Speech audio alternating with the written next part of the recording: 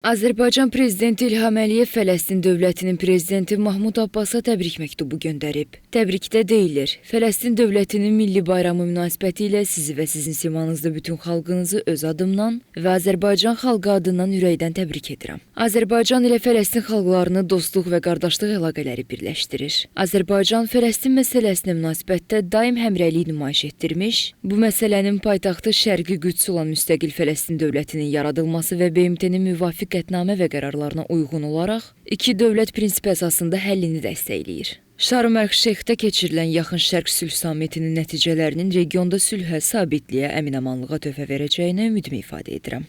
Biz bundan sonra da Fələstinə lazımi humanitar yardım göstərməyə davam edəcəyik. İnanıram ki, Azərbaycan ilə Fələstin arasında xoş ənənələr üzərində qurulmuş dostluq əlaqələri və əməkdaşlıq gələcəkdə də uğurla inkişaf edəcəkdir. Bu əlamətdar gündə sizə möhkəm can sağlığı, xoşbəxtlik, işlərinizdə uğurlar, qardaş Fələstin xalqına sülh və əmin-amanlıq diləyirəm.